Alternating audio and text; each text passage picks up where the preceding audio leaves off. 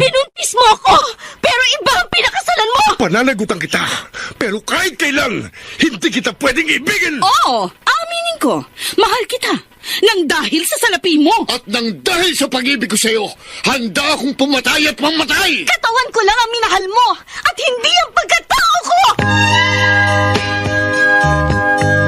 Mr. Romantiko. Kumusta po kayong lahat, mga giliw naming tagapakinig? Inaanyayahan ko po kayong pakinggan ang pagsasadula ng mga liham kasaysayan ng pag-ibig na padala ng ating mga taga-subaybay at bibigyan buhay ng inyong mga paboritong bituin sa radyo. Mga kasaysayang nagtatampo ng mga pusong sugatan, mga pusong sawi, at mga pusong punong-puno ng pagmamahal. Mr. Romantiko.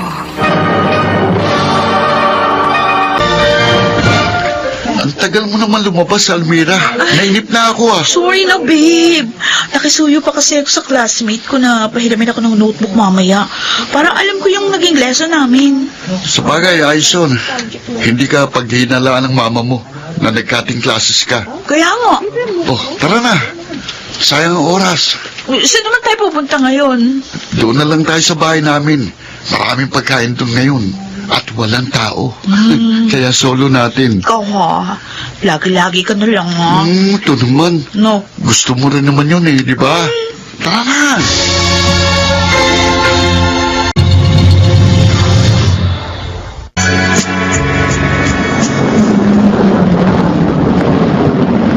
Darito na tayo sa inyo, Violeta. Oo nga. Maraming salamat sa paghahatid mo sa akin, Ramona. Nakatipid na ako sa pamasahe. Hindi pa ako nahirapan sumakay. Kung tinatanggap mo na ba ang pag-ibig ko, edi hatid sundo kita sa lahat ng pupuntahan mo. Talaga rin naman, oo. Isiningit eh. Totoo naman yung sinasabi ko. Kaya lang, ayaw mo akong paniwalaan. Naniniwala naman ako na mahal mo ko. Kaya lang, Ramon, parang ayoko na mag-asawa eh. Bakit naman? Mas gusto ko na lang na asikasuhin yung mga anak ko. Pero darating ang panahon mag-aasawa sila at may iwan ka. Kaya dapat may kasama ka rin sa buhay. Saka ko na lamang iisipin yon pagdating ng panahon.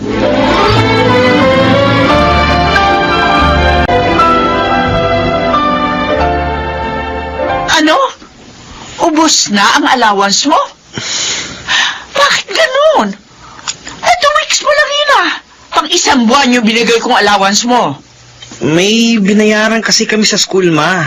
Kaya, bigyan nyo na ako. Wala na kasi akong baon. Seryoso po. Sige. Eto, Salamat po, ma. ikaw siguraduhin mo lang na sa school mo talaga ginagamit ang mga binibigay ko. Mama talaga. Oo po. Sige po, alis na po ako. Ayos. May panggastos na ako sa lakad namin ng tropa mamaya. Galing mo talaga, Jimbo. Jimbo, tinatawagan kita kanina dahil magpapasama sana ako sa isang mall. Marami nang dapat bilhin na kailangan dito sa bahay. Po, Bakit pa ayaw mag-ring ang cellphone mo? Hindi mo contact. Hindi naman yung dating ganun. ano kasi, ma, ano po? Kasi, Bakit hindi mo ituloy? Ma, naisang na ko po yung cellphone ko. Ano? Bakit mo naman ginawa yun? Binibigyan naman kita ng pera! Sorry po. Kinapos po kasi ako eh. Bakit ka kinapos? May pinuntahan po kami ng tropa ko. Siyempre po, may gastos po doon. Diyos ko, ikaw naman anak. Sa halip na pag-aaral mo at sikasuhin mo, puro ka tropa. Kaya tuloy ang bababa ng grades mo. Sorry na, ma. Sana tubusin nyo na lang yung cellphone ko. Magkaan mo sinala yun? At saka saan? 2K lang po. Doon ko po sinanla sa isa nating kapitbahay. Paano na to? Tiyak na magagalit si Mama pag nalaman buntis ako. Lalo na, hindi ako pwedeng panagutan ni Edwin. Dahil may asawa na siya. Bakit kasi? Naniwala ako sa mga pambobola niya. Mechi! Uy, ano ba? Umiiyak ka na naman? Bakit? Ate! Ano? Ate Almira! Ano? Anong problema mo?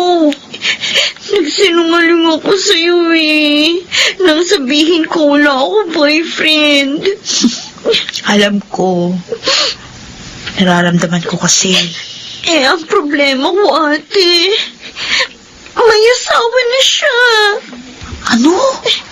O di makipag-break ka na sa kanya? Break na nga kami. Eh, ang kaso, buntis ako. Ha? Buntis ka rin? Bakit, Rin? Ibig mo na sabihin, buntis ka, Ate Almira? Oo. Kaya lang, hindi pa handa si Arjel na pakasalan ako. Naku, lalong malaking problema to. Tiyak na magagalit si Mama pag nalaman niyang dalawa tayong buntis. Totoo ba yung narinig ko? Ha? Buntis kayong dalawa? Mama! Sumagot kayo! Buntis ba kayo? Opo!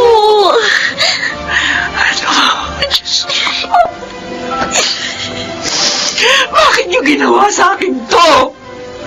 Niloko niyo ako! Akala ko pa naman nag-aaral kayo. Pakikipag-nobyo pa lang, inaatupag niyo. Anong klaseng mga anak ba kayo?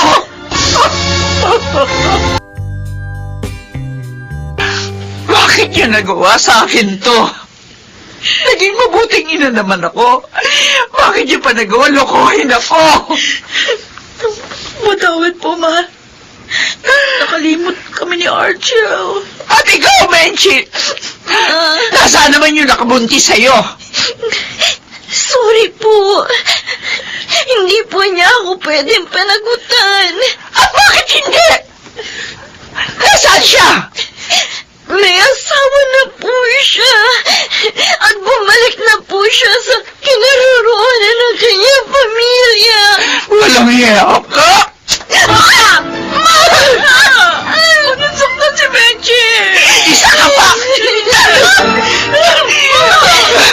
Mga walang hiya kayo!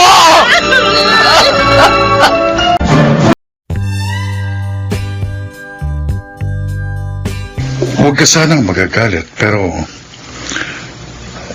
nagsisimula ng matupad ang mga sinabi ko nun sa'yo. Darating ang panahon, pagkaasawa ang mga anak mo at iiwan ka. Kaya dapat, ngayon pa lang magkaroon ka na ng kasama sa buhay. Ramon, Kung tatanggapin mo ang pag-ibig ko, pakakasal agad tayo. Iwan ka man ang mga anak mo, hindi ka mag-iisa. Sasamahan at aalagaan kita. Abay, dapat tinanggap mo na ang pag-ibig ni Ramon. kuya naman. Matagal na panahon na rin ang iniukol mo sa iyong mga anak. At sa pagpapalago ng konting kabuhayang naiwan ng pumanaw mong asawa. Ngayong malalaki na sila, palagay ko naman, panahon na para intindihin mo naman ang sarili mo. Para maging maligaya kang muli. Kuya, ang mga anak ko, sila ang kaligayahan ko. Magsipagbago lamang sila. Walang kapantay na kaligayahan na yun para sa akin.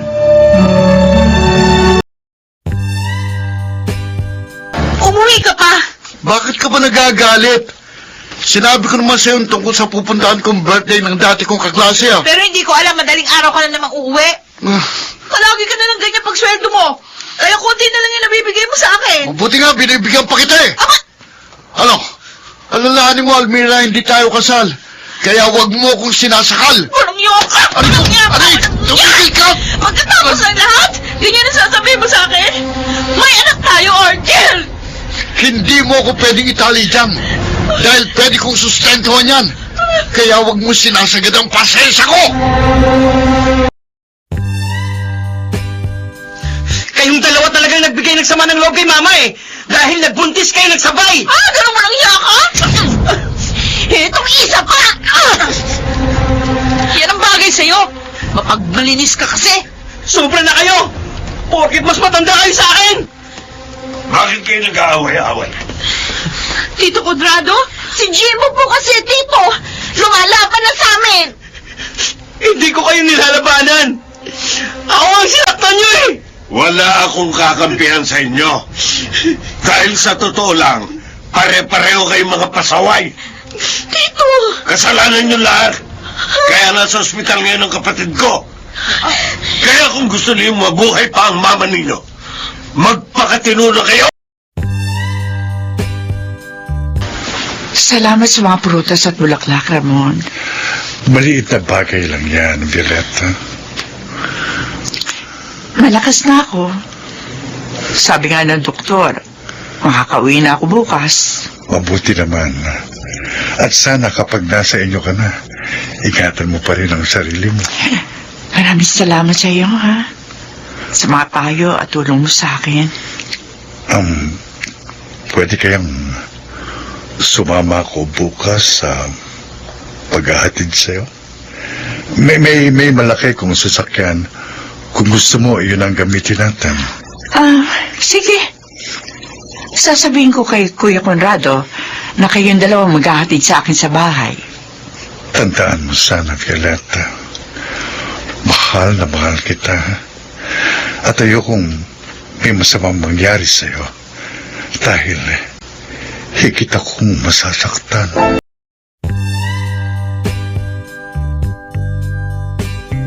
Ka nga narito. Sabihin mo na, may gagawin pa ako. May sakit si JR. O ngayon, Ang sabi ng doktor doon sa clinic na pinag-check-upan ko sa kanya, kailangan matingnan siya sa ospital. May doktor doon na espesyalista sa puso para malaman talaga kung anong problema ng di bata. patingnan nyo. May pera naman ang nanay mo ah. May 8 kayong apartment at isang bakery. Oh, Ang sama mo? Ikaw ang ama ng bata, Archel. Hindi ka man lang nag-aalala. pilalayas mo ako sa bahay nyo. Ibig sabihin, kayo nang sasagot sa mga pangangailangan niya. Kaya umalis ka na.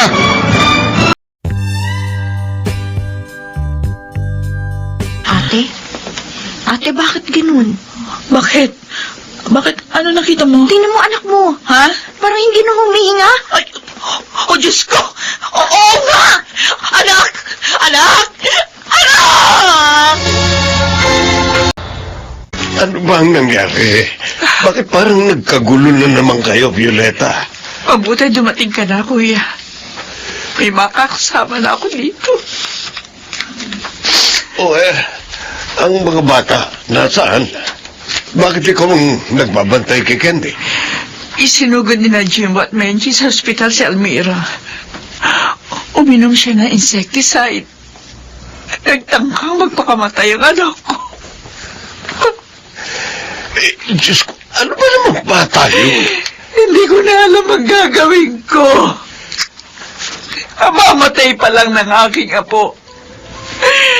Gusto pa magpakamatay ng aking anak. Ang bago nagkulang sa mga anak ko, Kuya.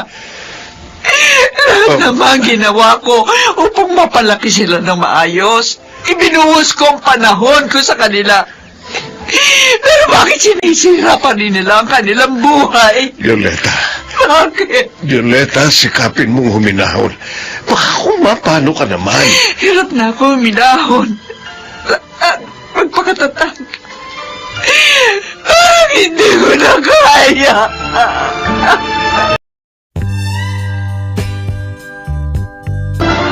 Anong sabi ng doktor, Ate Menchi? Anong lagay ni Ate Almira? Ligtas na ang kapatid natin, Jimbo. Salamat sa Diyos. Hindi kasi siya dapat nagtangkang magpakamatay. Talagang mali yun. Dahil wala tayong karapatang kitlin ng buhay na ipinahiram ng sa atin ng Diyos. Pero siguro, nagawa ni ate yun dahil Hindi niya na nakaya mga nangyari sa buhay niya. Ang kailangan ng kapatid natin ngayon ay ang pagmamahal Ate, at pag-unawa natin. Sana tulad ng ginagawa ko, ibigay mo rin yun sa kanya. oo ate. Oo ate Menchi.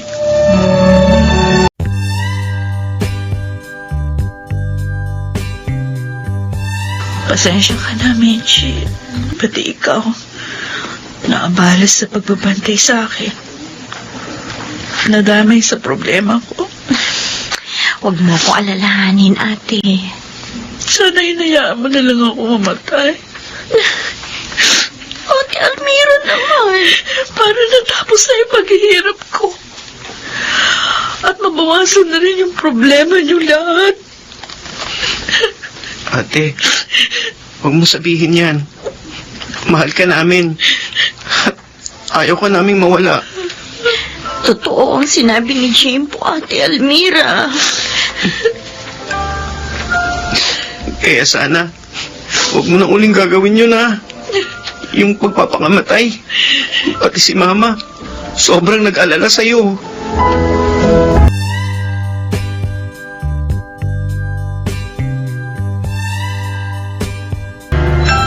Almira, anak.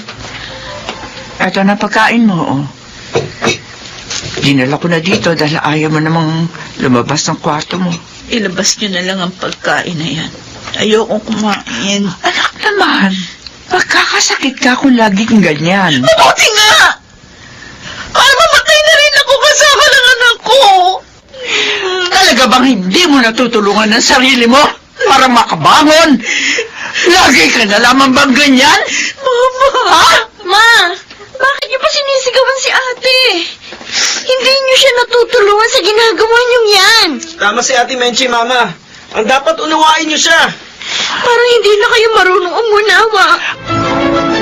Ako pa ba ang hindi marunong umunawa? Ako pa! Inunawa ko lahat ng mga pagkakamalit kahinaan nyo! Pinasan ko kayo! Ngayon ako pa ang masama! Alam nyo bang pagod na ako? Kailan pa ba matatapos ang pagiging ina ko? Kailan... Mama? Ha? Mama!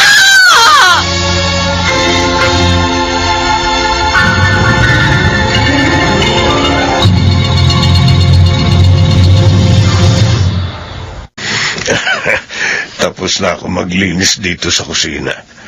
Wala na akong gagawin.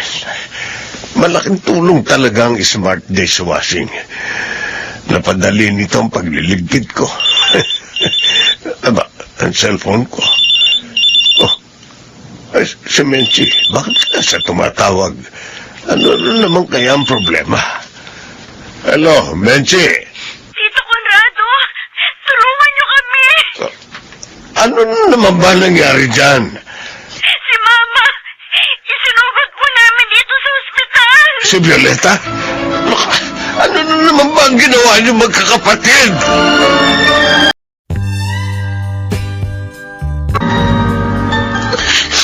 Kawawa naman si Mama. Dahil sa akin, na ospital na naman siya. Tigas kasi ng ulo ko. Huwag mo na sisihin ang sarili mo, ate. May kasalanan din kami, Jimbo. Ayokong mawala si Mama. Ayoko. Si Tito Conrado, papalapit dito. Tito, Menchi. Almira. ano pong sinabi ng doktor sa inyo? Kumusta na po si Mama, Tito Conrado? Tito, ba't di kayo sumagot? Kumusta na si Mama? Ano na pong lagay ng Mama namin?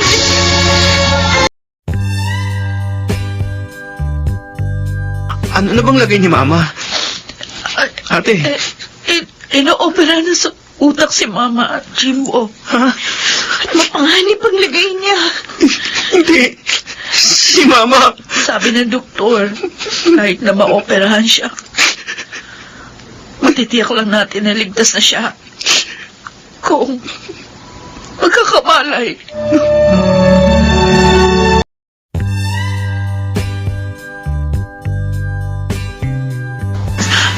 Kenchi, Jimbo, Ate, nag-aalala ako. Kalahating oras na lang matatapos ng taning ng doktor kay Mama. Pero hindi pa rin siya nagkakamalay. Iniisip mo ba, ate? Baka hindi na magising si Mama. hindi. Hindi mangyayari yun. Magigising siya. Hindi na tayo iiwan. Di ba, Ma? Igising ka. Hindi mo kami iiwan, di ba, Ma? Ma, please. Huwag mo ka rin na matapos na ang pagiging nanay niyo. Kailangan namin kayo, Ma. Please, gumising kayo. Ate Almira! Ate Nancy! Tingnan niyo! Angeline! Ate Almira! Iminulat na ni Mama ang kanyang mga mata! Oo nga. Gigising na siya. Oh, Lord, thank you po. Diyos ko, thank you. Dinanig mo po ang dasal namin magkakapatid. Thank you.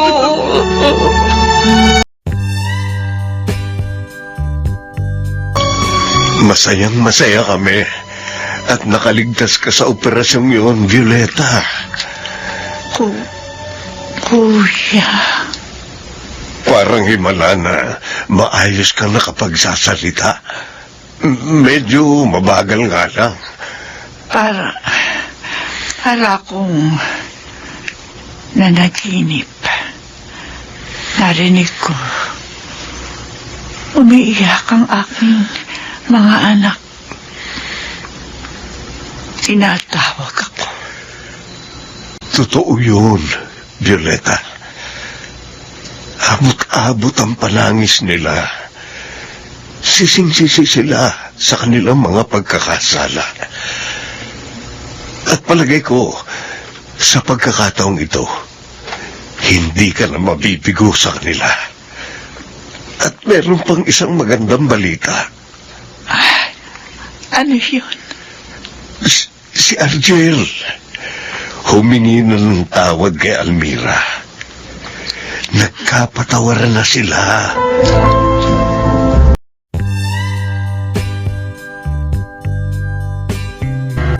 Ma, ito na po pagkain niyo. Pakakainin ko na kayo. Ako na lang magpapakain sa kanya, ate. Nariyan si Kuya Argel eh. Asikasuhin mo na lang. O hindi. Ako ang dapat magpakain kay Mama dahil tapos na kayo magpakain kanina. Kaya ako naman ngayon. Ano ba kayo? Ay, talaga.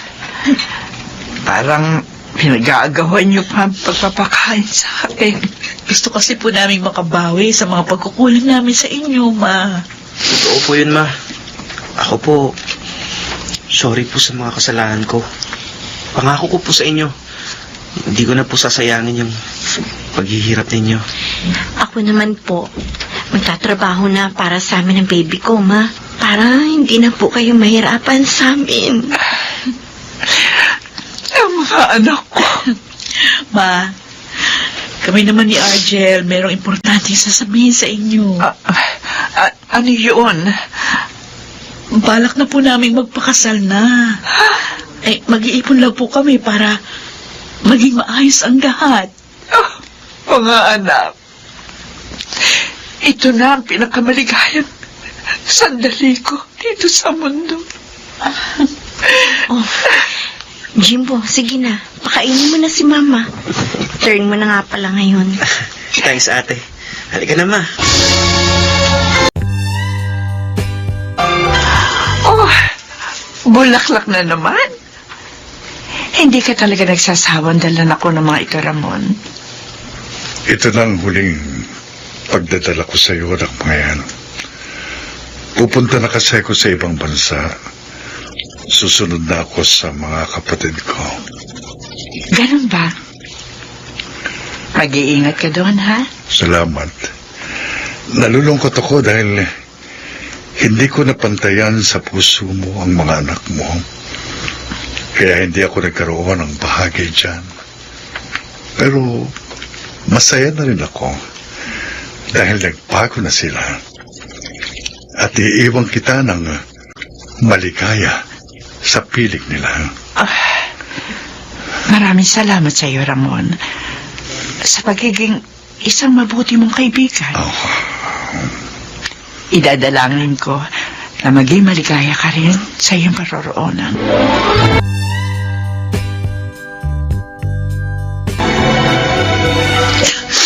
Oh, Almira, bakit ka umiiyak? Wala. Maligaya lang ako. Kasi hindi ko akalain. Magkakatuluyan pa tayo. Pagkatapos ng lahat. Maligaya rin ako. Salamat sa pagpapatawad mo. Pangako, hindi ko nasasaktan pa ang iyong damdamin. Ayan, maayos ng mesa at ang bahay. Yung banyo ate, okay na din ba? Oh, syempre naman. Naglagay na rin ako ng shield bath soap doon para sa mga gagamit. Uy, okay yan ha. O sige na, tawagin mo na si Mama. Ma, punta na kayo dito. Kayo talaga, ha? May pasurpresa pa kayo. Oh, kadami naman pagkain yan. Bakit ganon? Happy birthday, Ma! Happy birthday, Ma! Salamat mga anak. Akala ko nakalimutan nyo. Hindi po maaaring mangyari yun, Sina Ma. Ate Almira po, parating na. May isa pa tayong celebrate ngayon, Ma. Oh, ano naman yun? Promoted po ako sa office namin. Ha? Supervisor ng anak nyo! Congratulations, anak. Ma, meron din po akong good news sa inyo. Oh, ano naman? Kahit po, kakagraduate ko lang. Oh, May trabaho na po ako agad. talaga? Yes, ma. Natanggap po ako sa ina-applyan ko. Ito na ang pinakamaligayang kaarawan ko, mga anak. Dahil niloob ng Diyos na makita ko pa ang inyong pagbabago.